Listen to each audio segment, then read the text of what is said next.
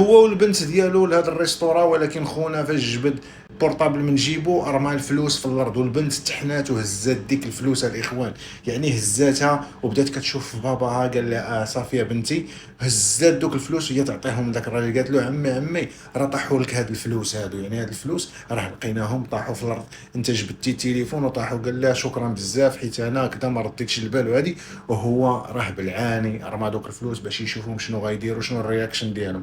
قال له شنو جيتو ديروا هنا؟ قالت له لا راه عمي راه جينا بغينا ناكلوا بغى يعطيها الفلوس. قالت له لا انا ما نشدش منكم، عندكم الفلوس وهذه.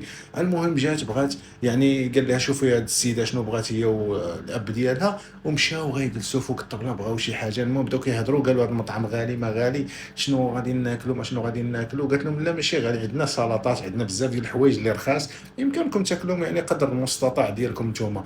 يعني هي والاب ديالها الاخوان يعني في حاله ضعيفه فقراء. المهم جاو جالسين في الطبله، وخونا جالس حاضيهم من البعيد كيشوفهم كيفاش غيتعاملوا مع داك المنيو، كيفاش غيقراو شنو غيطلبوا، شنو هادي وشنو هادي وشنو هادي.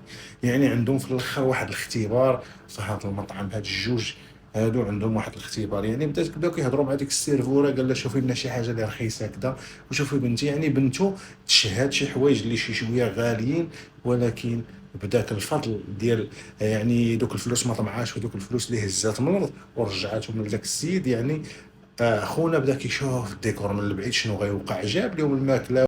شوفوا معايا هاد البنت هذه الصغيره، هي والاب ديالها واخا فقراء ولكن ما مدوش يديهم على شي حاجه اللي ماشي ديالهم.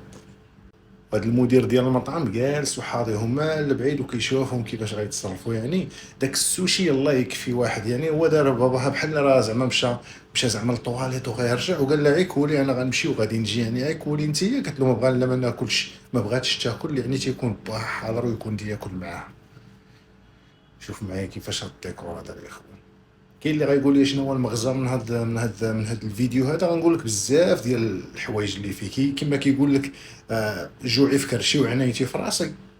راه غدا لهذا المفهوم هذا، على ان في هذا الديكور هذا. يعني شوف البنت مشات كانت باغا تمشي كاع تخرج حيت باها ما بغاش ياكل معاها ومشات. نقول لك واحد المثل، الفقر ماشي عيب، ولكن قله الشيء هي المشكله. قله الشيء فاش كيكون الانسان عنده قله الشيء كيقدر يحط يدو على شي حاجه ماشي ديالو. ولكن هاد الناس هادو كيبقاو يعني هي والاب ديالها شوف شنو كيديروا الاخوان.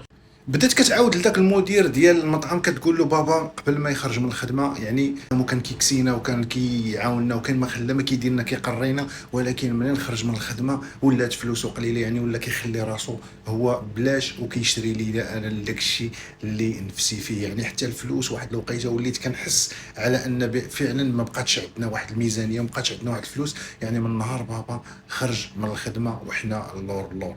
يعني بدات كتشكي على هذا المدير ديال المطعم، وكتحكي له هاد الظروف القاسيه اللي كتعيشها هي والاب ديالها، حيت الام ديالها ميته، هو اللي ولا يعني الراعي ديالها الوحيد. يعني قال لها واش ما عندكمش شي مدخول اخر يعني اللي غادي يقوم بكم وكذا. قال له بابا من نهار خرج من الخدمه وحنا اللور. قال لي بابا بامكاني انا نوفر ليه فرصه ديال العمل اذا بغى يخدم معايا هنا في الريستوران. هي البنت فرحانه وقالت لي انا ما عندي حتى شي مشكل، شوف حتى الماكله ما بغاش ياكل، يعني كيتسناني تنجي باش ناكل، حين هو كيخلي راسو بلاش على قبلنا حنا.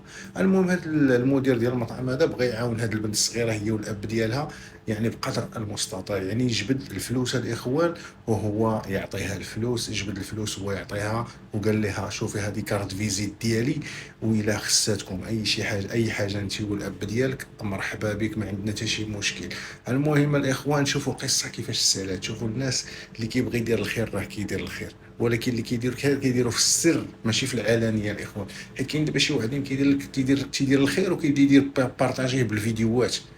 يعني مثلا واحد العائله محتاجه، واحد العائله مثلا فيها واحد الناس يعني معوزين فقراء معاقين، كتلقاه باللي كيدير فيديو كيفضحها قدام العالم الاخوان، قدام العالم. الا بغيتي دير الخير في شي واحد كديرو معاه في السر، يعني كتعيط ليه. شو دابا هو مبغاش يهضر راجل لا، عيط على بنته الصغيره وقال لها اجي قولي لي شنو المشكل اللي عندكم، علاش كذا علاش كذا علاش كذا.